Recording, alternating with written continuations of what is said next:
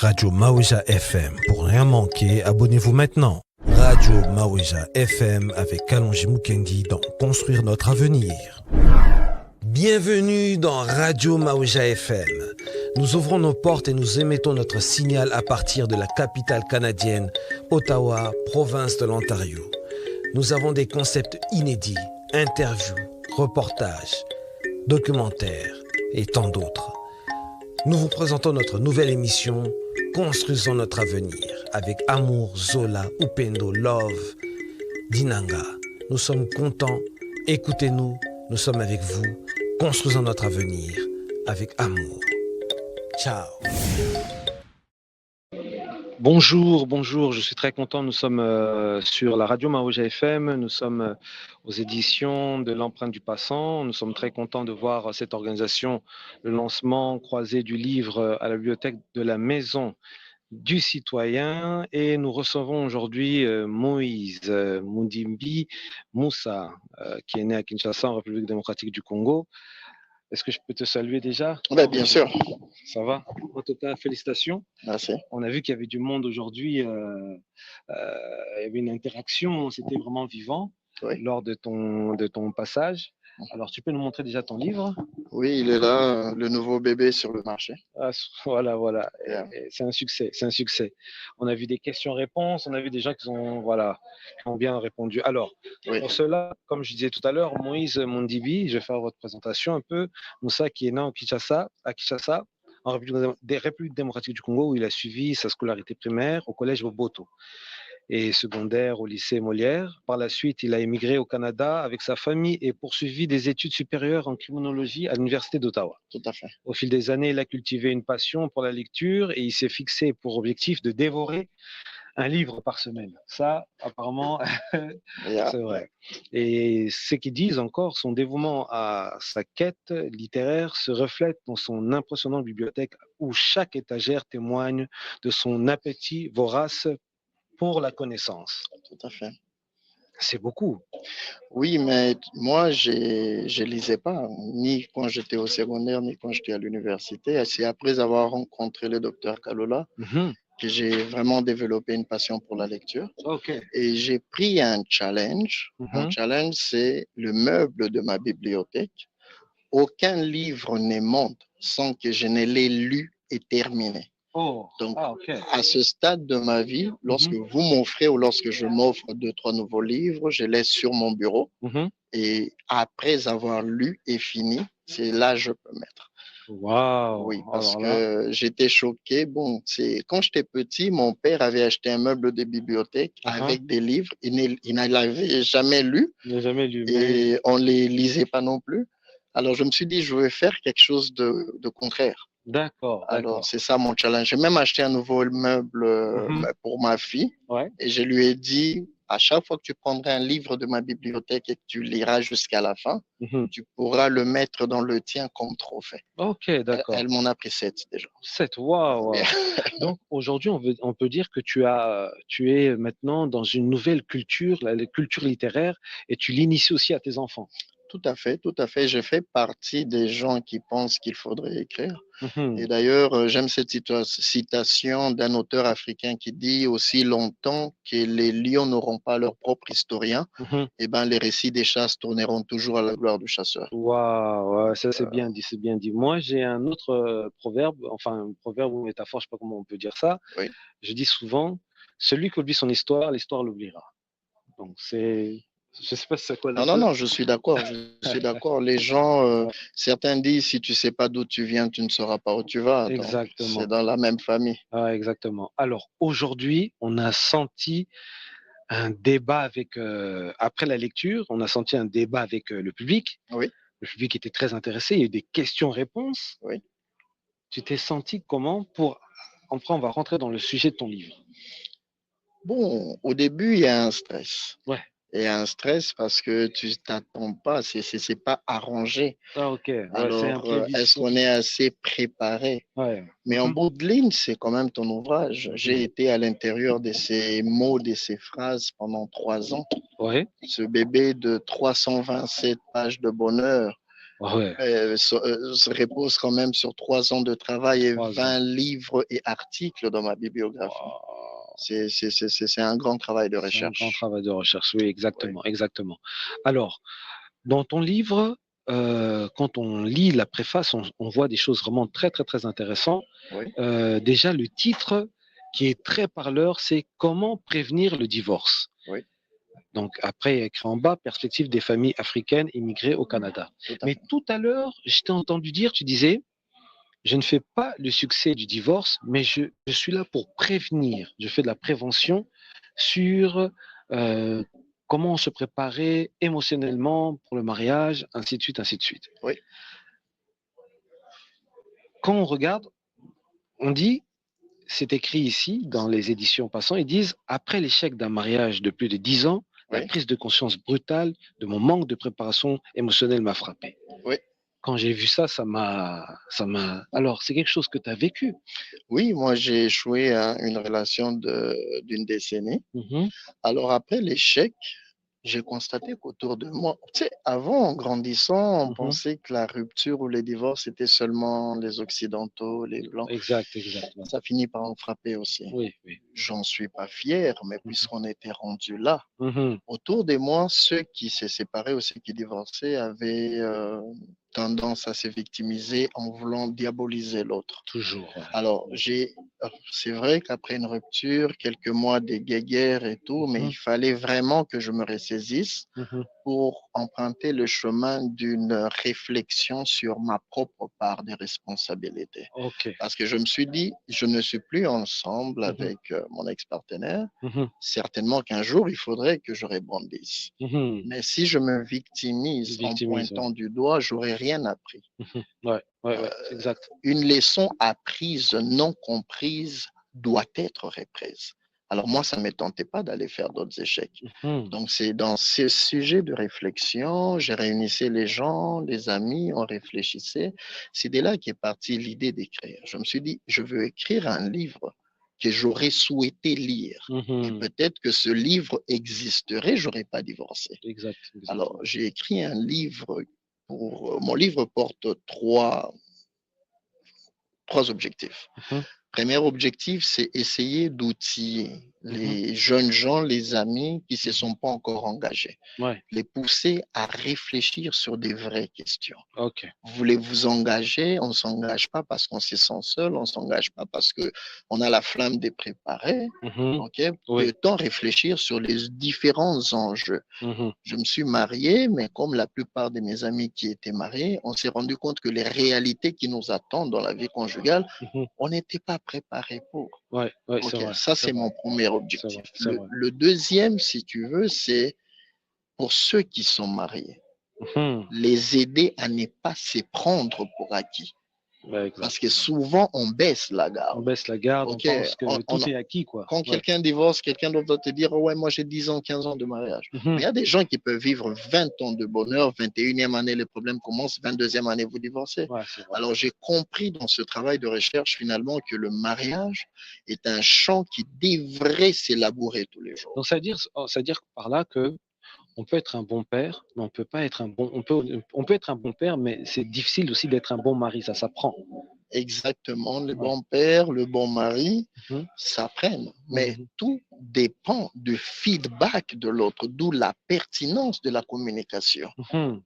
Parce que dans mon livre, j'ai dit que souvent certains silences sont des. Ce n'est pas parce que l'autre ne parle plus ou ne parle pas qu'il est nécessairement heureux. Il est de ta responsabilité d'avoir le feedback des actions que tu poses en tant que mari, en tant que femme. Est-ce que l'autre partenaire est heureux ou heureuse? Parce que finalement, le divorce, ce n'est pas seulement toi qui as le levier pour l'activer. L'autre peut décider de partir parce qu'il ou elle en a marre. Exactement, Donc, voilà. Alors, chers internautes et téléspectateurs et auditeurs, voici quelques images de Monsieur Moïse Moussa Moudimbi. Voilà, excuse-moi, alors, Moïse Moussa Moudimbi. Là, je l'ai bien dit. Moudimbi Moussa. Moudimbi Moussa. OK. Voilà. Alors, juste quelques images et la suite dans un instant. Tu échoues à la première question et à la deuxième question. est-ce que ça vaut la peine de continuer à se battre pour faire asseoir une culture dans ton foyer, au risque d'avoir un casier judiciaire ou au risque de perdre ta partenaire? Nos valeurs et nos coutumes ancestrales font partie de notre identité.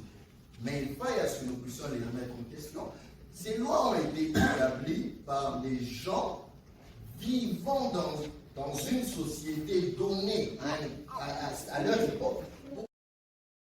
Voilà, voici, on a vu quelques images. Alors, quand vous voyez comme ça maintenant en train de parler, est-ce que c'est gratifiant quand même après plusieurs années de recherche, des remises en question, des doutes qu'il y a eu, donc c'est quand même un travail de longue haleine. Qu'est-ce que ça fait maintenant quand vous vous trouvez dans le terrain comme ça? Il y a une bonne réception, les gens aiment ce que vous faites. Comment vous vous sentez? Je me sens bien et d'ailleurs, je profite pour dire, plusieurs sont venus en me disant, ouais, on va te soutenir et tout. J'ai dit non, c'est un outil thérapeutique. Ok. Venez pas me soutenir, venez écouter. C'est dans les chocs d'idées que j'ai eu la lumière, dit Nicolas Boileux. Ok, donc ce n'est pas. Moi, mon but, c'était vraiment pas que les gens viennent acclamer. D'ailleurs, ce livre est le début d'une série d'activités. D'accord. Je leur ai expliqué mon prochain projet. Peut-être qu'on aura le temps d'en parler. D'accord. Alors, on sent qu'il y a beaucoup de choses. Est-ce que vous pensez pas qu'il est temps de faire peut-être un centre, pas de formation, mais un centre qui permettrait d'édifier en fait les jeunes mariés, les personnes qui voudraient se marier, parce que vous êtes un homme moderne, mais aussi à la fois traditionnel. Parce que vous êtes un homme, vous êtes né au Congo, vous avez toutes ces traditions, vous portez toutes les mœurs et les coutumes congolaises, et vous avez aussi ce côté aussi d'homme moderne. Vous êtes ici au Canada, vous êtes dans la modernisation actuelle, donc vous pouvez combler les deux.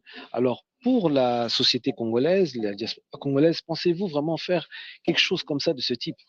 Un centre, non, je n'ai pas les compétences. Ah, ok. Moi, je ne suis ni un conseiller conjugal ni un thérapeute, je suis un chercheur.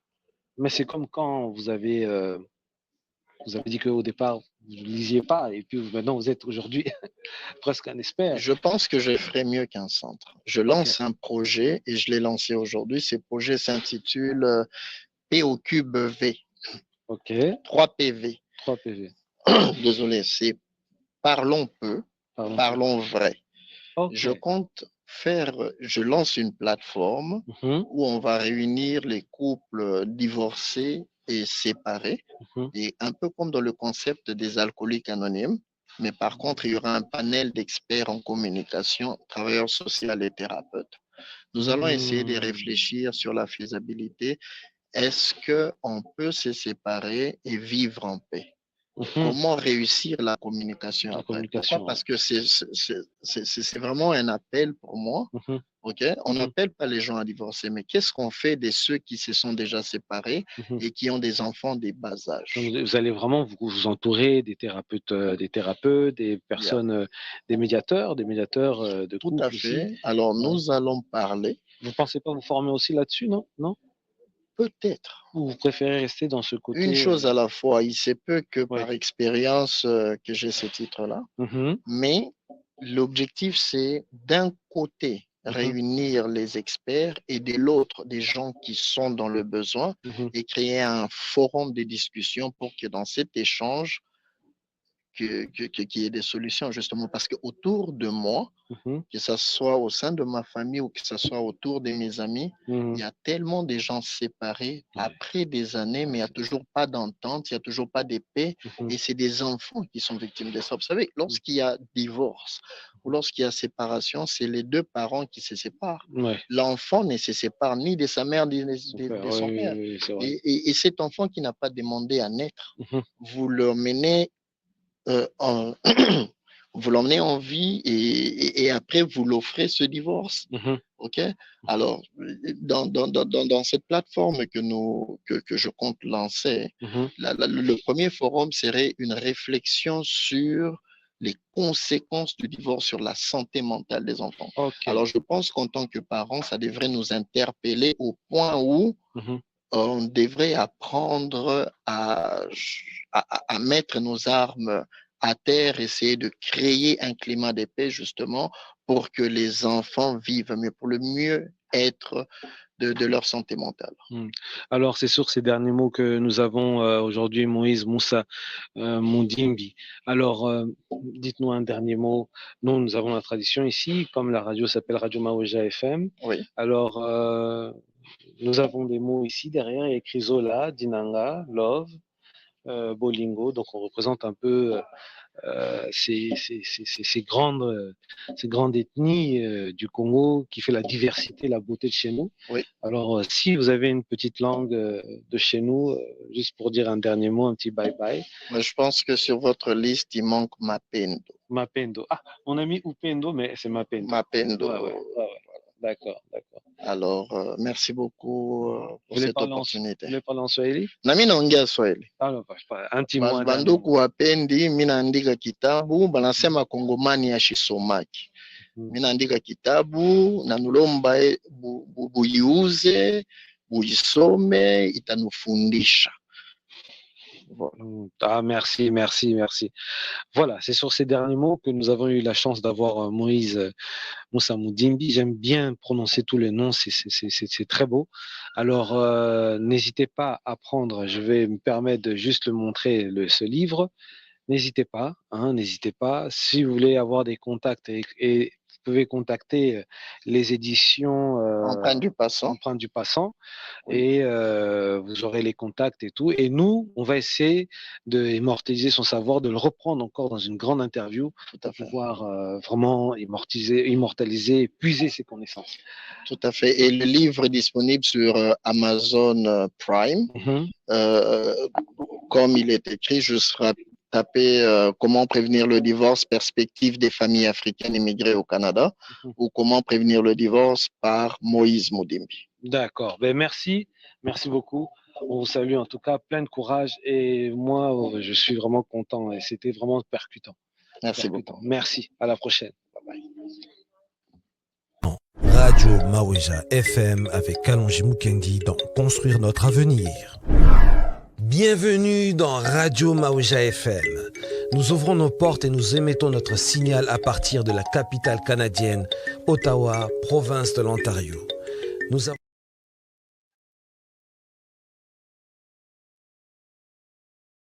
Bonjour. Alors, nous sommes très contents de faire la suite. Nous avons aujourd'hui une dame qui a fait aujourd'hui un peu...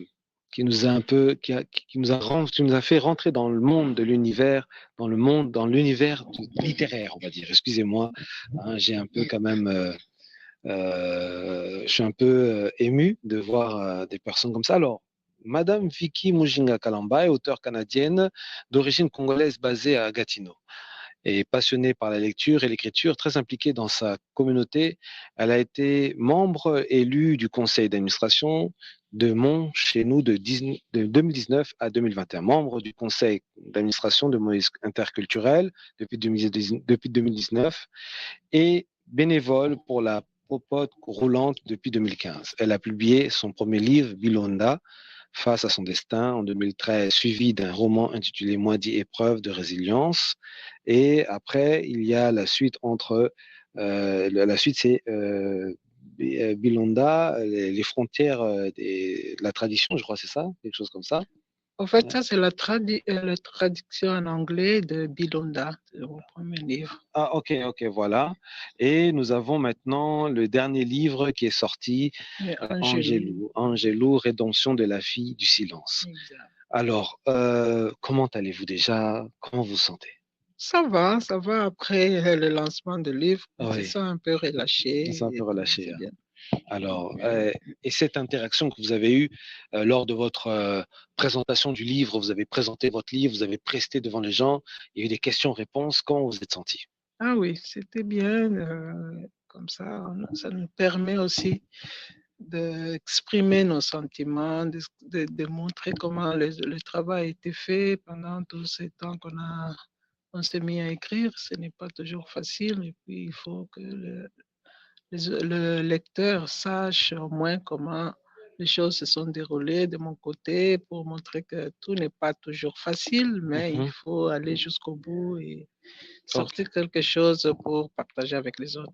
D'accord, d'accord. Alors, on va attaquer directement puisque on sent que vous avez donné quand même beaucoup d'énergie. C'est pas aussi simple. Euh, je suis impressionné déjà par le premier livre, aussi le deuxième livre que vous avez écrit.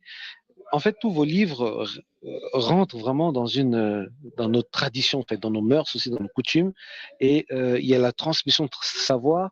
Et ce qui est bien, c'est que avant, on avait cette transmission orale, mais vous avez décidé de le faire d'une façon écrite, littéraire. Alors, ça semble important de laisser cette histoire par écrit. Oui, ça semble très, très, très important. Mhm. Premièrement, c'était pour mes enfants. Mhm. Voilà, nos enfants qu'on a fait grandir ailleurs que chez nous, qui Mhm. n'ont pas côtoyé beaucoup nos parents, leurs grands-parents. Donc, il fallait écrire ça pour leur permettre aussi de lire, de comprendre et de connaître aussi leur grand-père Mhm. qui n'ont pas connu, qui est décédé depuis longtemps. Comme Mhm. ça, à travers l'histoire de leur grand-mère, ils apprennent aussi à connaître leur grand-père. Ok. Et puis, comme j'aime toujours parler de femmes, j'aime défendre les droits de la femme, je crois que c'est toujours dans ce même élan d'esprit. Alors, moi, ce qui m'a touché dans votre livre Angélou, Rédemption de la fille et du silence, il y a un moment où vous dites dans la préface, Mwadi et Nzita, deux femmes exceptionnelles, unissent leur destin à travers une histoire singulière. L'une se dévoue à la protection des albinos et l'autre pour les personnes handicapées. Alors, dites-nous un peu, euh, vous avez je n'arrive même pas à avoir les mots exacts, puisque moi, je suis quelqu'un qui est quand même touché aussi par certaines causes. Et comment ces gens, la jeunesse actuelle, on dirait que pour lutter, le sens de la lutte, on n'a plus le vrai sens de la lutte. On n'arrive plus à rentrer dans les vertus de la lutte. Comment on peut faire aujourd'hui, à l'heure actuelle, d'être des lutteurs comme les personnages que vous avez mis? Oui, le personnage ont voulu montrer vraiment de l'humanité. Ce sont des choses qui nous manquent, des valeurs qui nous manquent maintenant. Et si je parlais de ça, c'est pas nécessairement en rapport avec la souffrance chez nous uniquement. Je crois que c'est universel. Et moi, j'ai eu à travailler avec les handicapés et à travailler avec les albinos dans ma vie, comme j'accompagnais mon mari dans ses différentes missions. On avait une association de femmes diplomates. Et dans ces associations-là, on s'occupait effectivement des albinos, de personnes handicapées ou à mobilité réduite, et les femmes analphabètes et toutes sortes d'injustices que les femmes connaissent dans le monde. Donc, on s'occupait de ça. Alors, moi, je voulais aussi, à travers ce livre, parler de cette histoire que j'ai vécue, que j'ai fait dans le livre. Est-ce que aujourd'hui vous pensez que, parce que j'entends, il y a souvent le mot Mwadi qui revient. Bon, dans le sens, on va dire littéraire français, on va dire c'est les pleurs. Mais qu'est-ce que ça représente vraiment dans la façon littéraire Louba en fait? Qu'est-ce que ça représente dans la tradition? Oui, c'est comme vous venez de le dire, le mot Mwadi dit pleurs. Et quand on parle de misère de femmes, des injustices de femmes, ce sont des pleurs. Les femmes sont en train de pleurer. C'est pour ça que ce mot-là, je l'ai beaucoup aimé pour donner ces noms à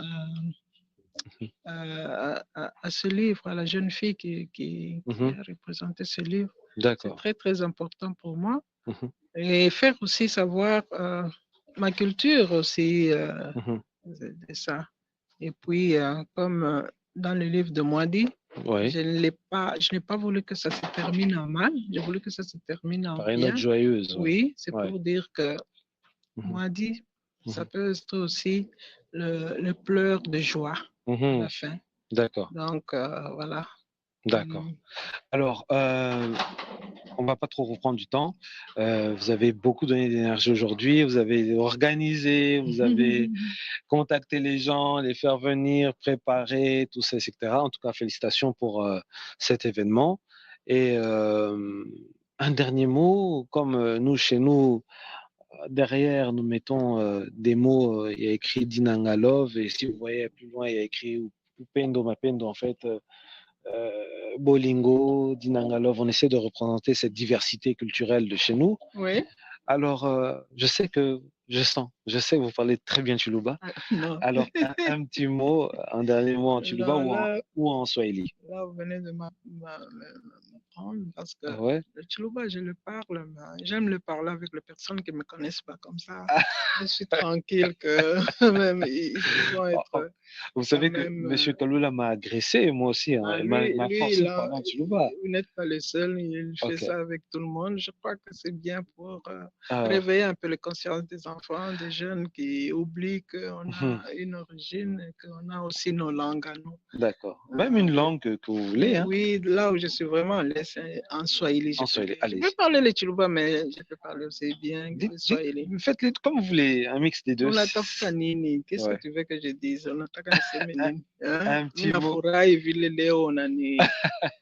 On a pas assisté au lancement. Voilà. C'est très important pour nous de voir qu'il y a aussi les journalistes qui peuvent s'intéresser à nous et puis ça me fera plaisir aussi que les autres m'écoutent à travers ta radio. D'accord. J'ai envie de tout. Ninafurahi sana. Ah. Asante mingi. On espère que prochainement utakuya potena pour un autre événement. Oui, je serai là. En tout cas, merci. Et on va essayer de voir si le grand chef, M. Kaloula, pourra bien nous donner juste une exclusivité. Merci à vous. Et en tout cas, plein de bonnes choses et plein de bonheur et plein de comment je peux dire, Lupemba. Lupemba pour votre future génération encore. Santi Mingi aussi. Ah, d'accord. Merci. Bye. Bye. C'était Madame Vicky Mujinga Kalambaye.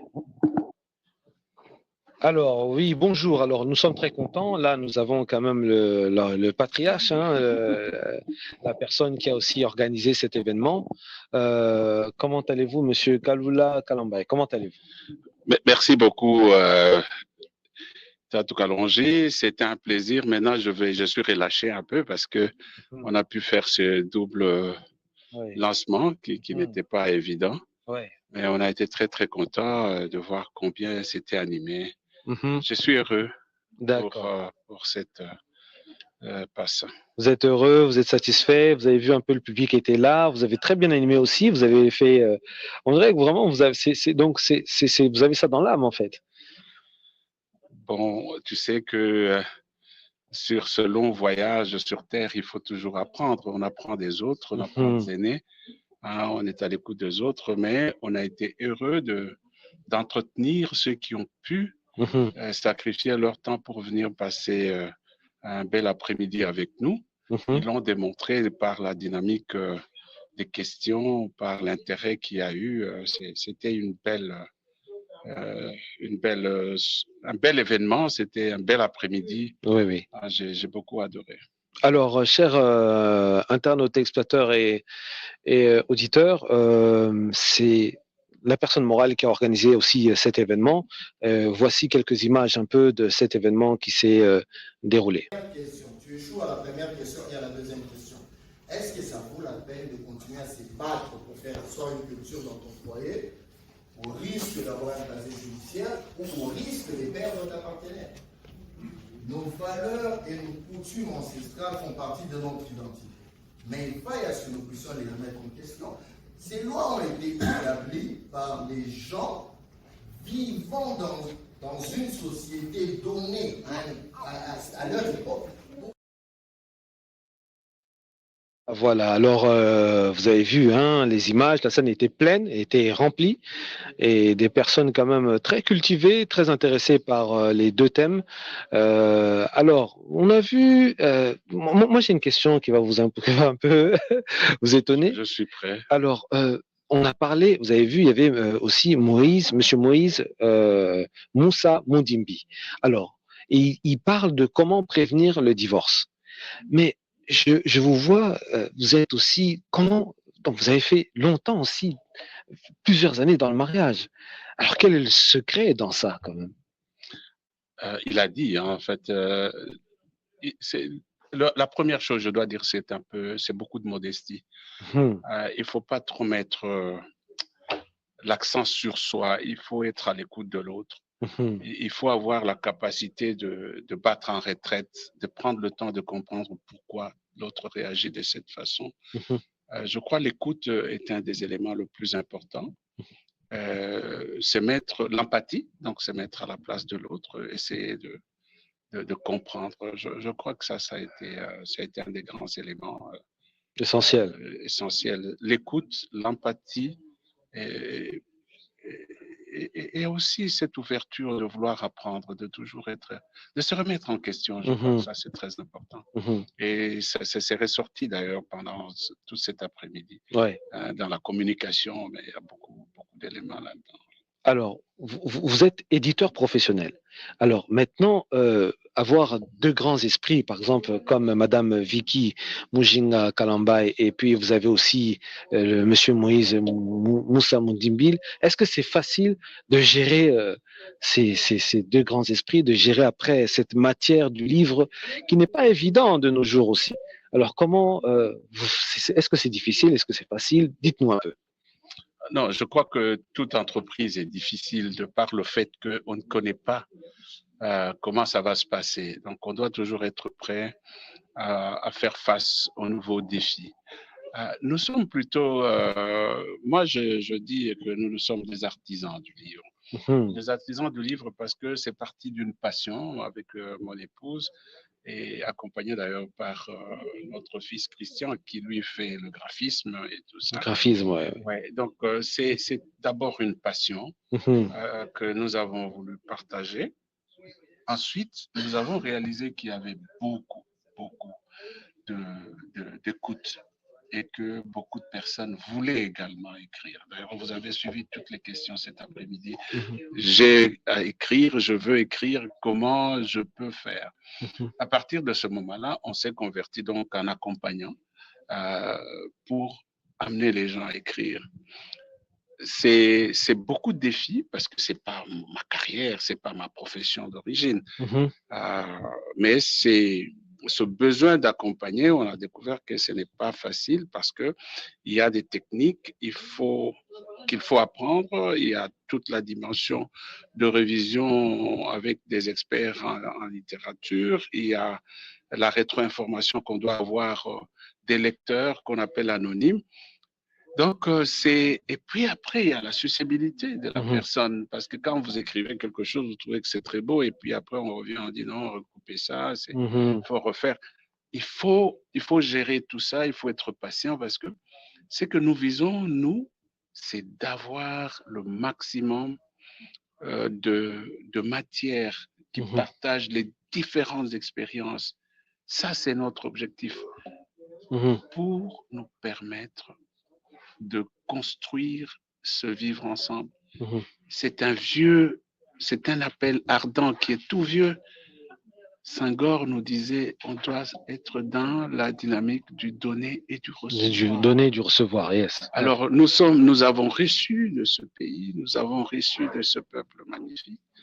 Mais qu'est-ce que nous donnons en retour si nous nous arrêtons seulement aux jérémiades, aux plaintes? Oui. Alors, c'est pour rentrer dans cette dynamique-là. Radio Maouja FM. Pour rien manquer, abonnez-vous maintenant. Radio Maouja FM avec Kalonji Mukendi dans Construire notre avenir. Bienvenue dans Radio Maouja FM. Nous ouvrons nos portes et nous émettons notre signal à partir de la capitale canadienne, Ottawa, province de l'Ontario. Nous avons des concepts inédits, interviews, reportages, documentaires et tant d'autres. Nous vous présentons notre nouvelle émission Construisons notre avenir avec amour, Zola, Upendo, Love, Dinanga. Nous sommes contents, écoutez-nous, nous sommes avec vous. Construisons notre avenir avec amour. Ciao.